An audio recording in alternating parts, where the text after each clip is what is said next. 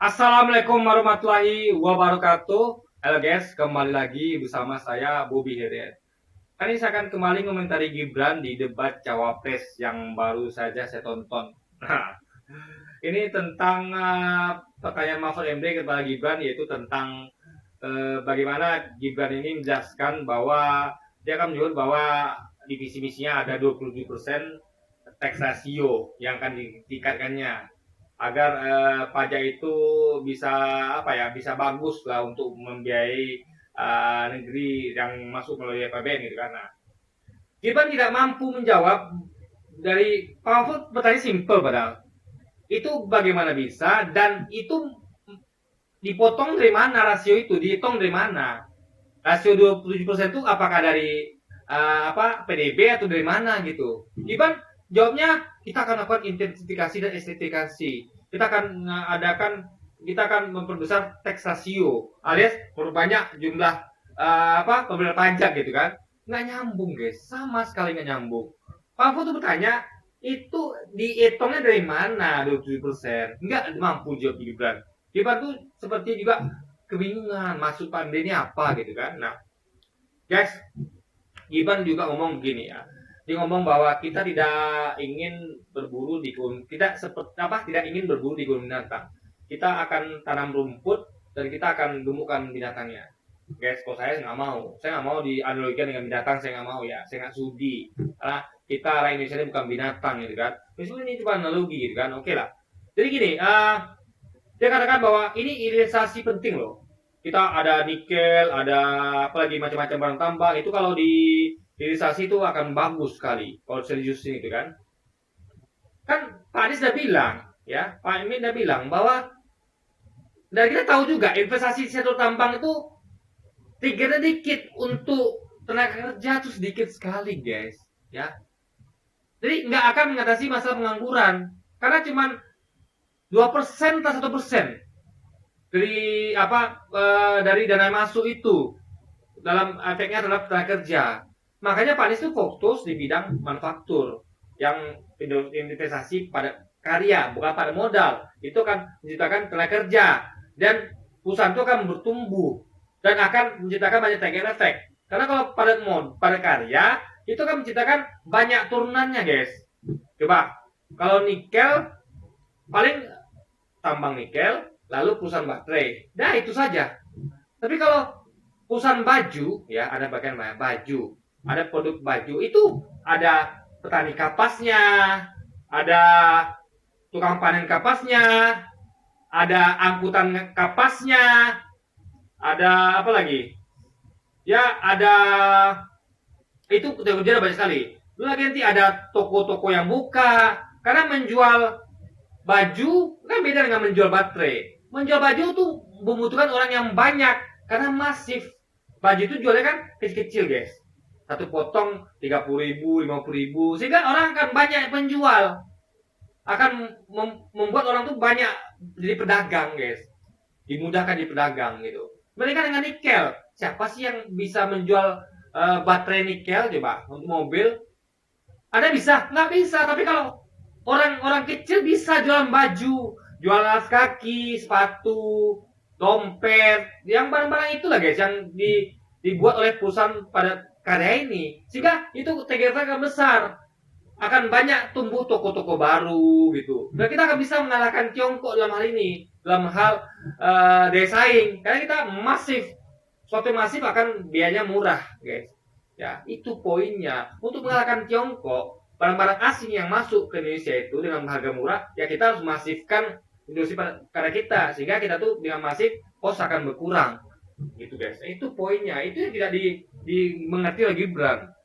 Kalau Anda investasi di bidang tambang, nikel, apalagi boksit, yang mau jual siapa? Tentu perusahaan besar juga. Abang-abang di kampung-kampung nggak bisa dia buka toko baterai mobil, nggak mampu dia, guys. Itu hanya perusahaan besar, guys, ya kan. Tapi kalau baju, sepatu itu semua orang bisa. Bahkan model 1 juta aja bisa. Dia beli misalnya baju yang modalnya harga 50.000, dia bisa beli 20 potong. Nah, bisa jualan dia gitu, ya kan. Jadi efeknya akan besar. Lalu Gibran bilang gini, tenang aja. Jadi bentar tentang ekstensifikasi ya. Gini guys ya, kita tuh kan negeri gotong royong, kan perlu partisipasi dari rakyat Indonesia, rakyat semesta Indonesia. Jika kalau orang itu banyak yang kerja, otomatis mereka semua kan jadi pembayar pajak. Jadi gotong royong lebih murah guys ya, lebih mudah mengambil pajak. Jadi kita tuh daripada kita fokus pada perusahaan besar, mending kita gotong royong sama-sama. Seluruh Indonesia yang bekerja bayar pajak, sehingga jumlahnya akan kecil. Karena sumbangan, contoh, kalau di satu kampung yang bekerja hanya 10 orang, sementara kita butuh dana 1 juta. Artinya 1 juta bagi 10 orang. Artinya satu orang akan menyumbang, dari 10 orang ini akan menyumbang kira-kira 100 ribu. Tapi kalau yang bekerja di kampung ini 1000 orang, dana dibutuhkan 1 juta, artinya 1 juta bagi 1000 orang. Artinya satu orang hanya akan bayar itu kira-kira 10 ribu guys. Ringan. Makanya Gibran ini lupa dengan falsafah gotong royong. Makanya semua rakyat ini harus kerja dulu, sehingga mereka bisa dibayar pajak gitu. Lalu dia katakan bahwa itu ekstensifikasi ya, memberdayakan setiap masyarakat Indonesia untuk gotong royong bayar pajak gitu. Nah, lalu juga masalah apa tadi ya? Saya pengen ngomong tentang dia bilang itu, saya lupa guys. Oh ya, kayak Mahfud MD ya. Mahfud MD mengatakan bahwa sedangkan kita ya sekarang nih ya udah buka tax amnesty, itu banyak yang tidak ikutan tax amnesty, yaitu pengampunan pajak. Dimana kalau dia udah bayar pajak itu absen, misalnya berapa tahun, itu akan dihilangkan dendanya. Misal Anda nggak bayar pajak 5 tahun, itu akan dibebaskan dendanya. Anda cukup hanya bayar poin-poinnya saja. Itu kan kemudahan, udah dimudahkan. Bahkan itu banyak orang nggak ikut guys. Kenapa? Karena ekonomi lagi sulit. Gimana mereka bisa bayar gitu ya? Sedangkan pokoknya nggak mampu. Kalau mereka mampu bayar pajak, mereka akan bayar tanpa nunggu denda. Meskipun digariskan yang mampu gimana? Artinya ada salah dengan ekonomi kita. Nah itu pula mau diteruskan sama Gibran. Ekonomi ini 10 tahun Jokowi ini terbukti tidak menghasilkan orang-orang yang mampu bayar pajak. Terbukti tax amnesty aja gagal, ya kan?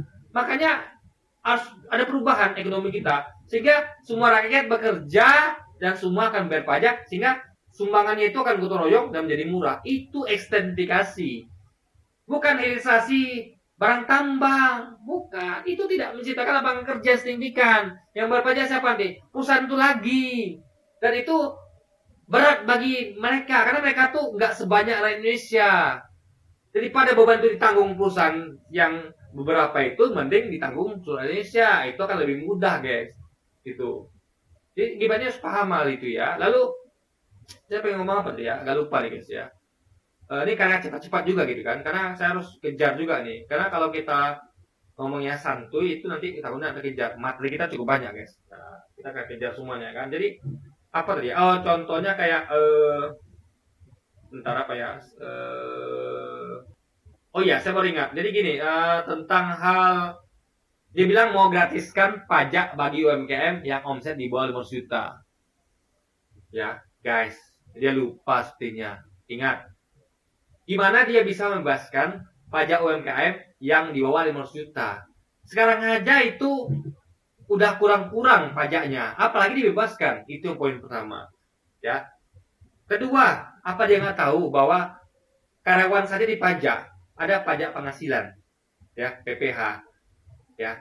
Bahkan ada pajak apa namanya sekolah aja dipajak guys. Anda bayangkan ya, sekolah itu Pak Anies akan hapus itu bahkan karena sekolah itu kan berat bayar pajak.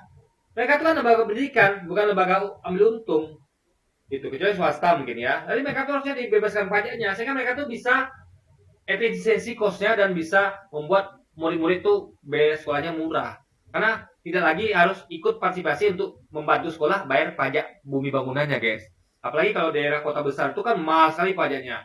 Sekolah yang ada di tengah kota besar kayak Jakarta itu besar pajaknya. Dan itu ditanggung oleh murid yang dibayarkan oleh sekolah dengan melalui iuran para murid. Itu kan berat sekali. Nah, Pak Anies akan menggantikan itu karena ini adalah omongan tentang pendidikan. Biaya murah untuk murid itu harusnya dikejar.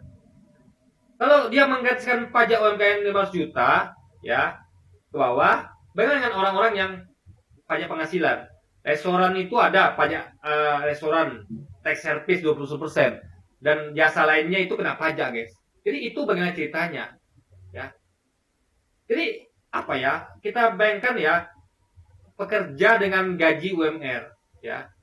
Gaji berapa itu ya? Saya lupa ya berapa kena pajak itu, apa UMR atau 5 juta atau berapa. Nah, itu besar mana dengan UMKM yang mesti 500 juta? Besar mana? Lebih sejahtera mana? Coba. Nah, harusnya kalau UMKM 500 juta dibebaskan pajak, berarti semua pekerja yang gajinya ya setara dengan omset 500 juta dari UMKM itu harus dibebaskan juga dong, baru adil. Kalau tidak, itu tidak adil. Masa karyawannya, pekerjanya dipajakin, lalu pengusahanya tidak, gitu. UMKM-nya tidak. Itu kan tidak adil, guys. Nah, ini tidak adil, gini tidak ada di zaman Pak Anies, tidak akan ada. Jadi Gibran ini mau menggratiskan pajak bagi UMKM di bawah omset 500 juta, sementara dia tidak nyinggung tentang pajak pekerja yang gajinya kecil, gitu. Yang saya lupa itu berapa ya, gaji minimal berapa, atau mungkin UMR saya lupa. Tapi terpaca itu nggak adil kalau dibandingkan dengan UMKM yang omset 500 juta dibebaskan dari pajak, gitu. Ya kan? Nah, itu poinnya, guys. Karena gini ya, seorang tukang gorengan saja di pinggir jalan, kalau dia misalnya laku jualannya, itu dia bisa bahkan gajinya itu mungkin sama atau lebih dari orang yang kerjanya UMR gajinya.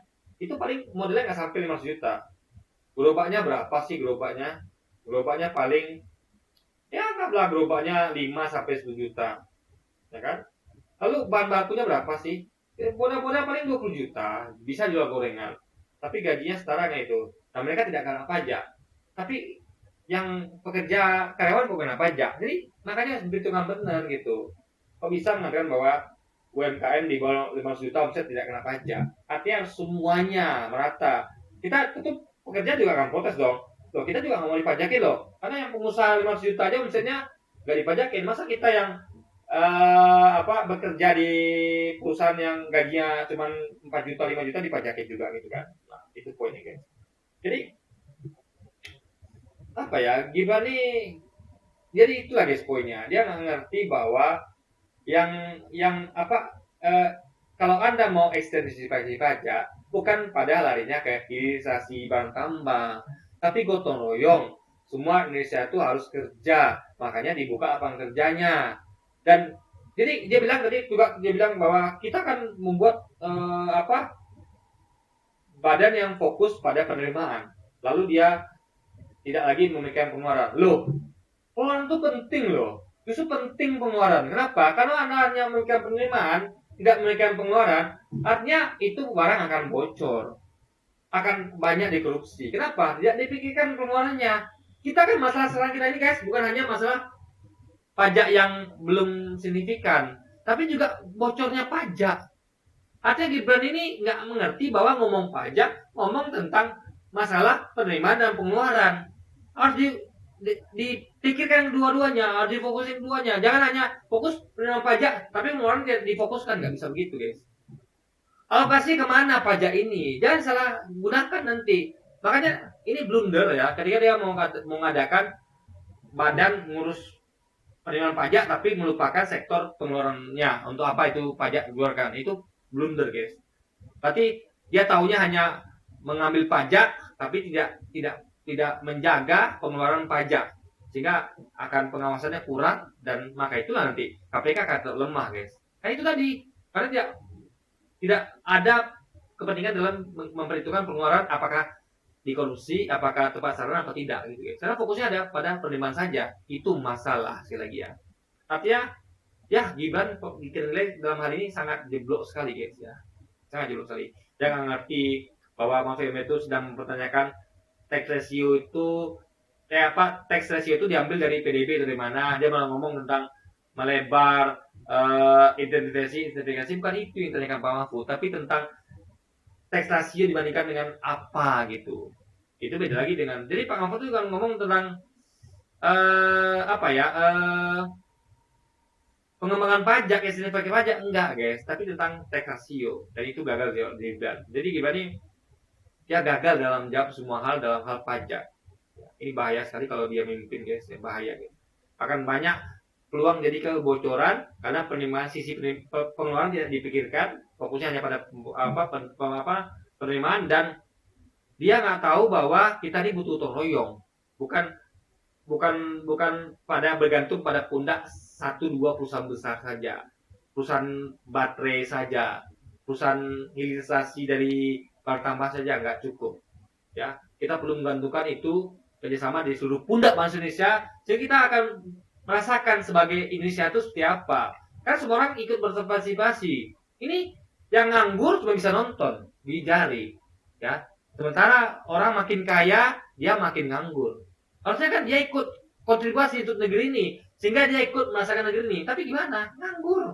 Karena fokusnya bukan pada industri pada karya, tapi industri pada modal. Sehingga yang nganggur akan tetap nganggur, dan bahkan yang udah kerja pun akan makin nganggur. Kenapa? Karena industri pada karya akan berkurang. Karena fokusnya ke hilirisasi pada modal, guys. Itu masalahnya, gitu. Jadi sekali lagi Gibran gagal dalam menjawab tentang pajak dan pembangunan negeri ini. Oke, jadi mungkin sekian dulu aja video kita kali ini guys, dan sampai jumpa lagi di video-video selanjutnya, dan wassalamualaikum warahmatullahi wabarakatuh guys.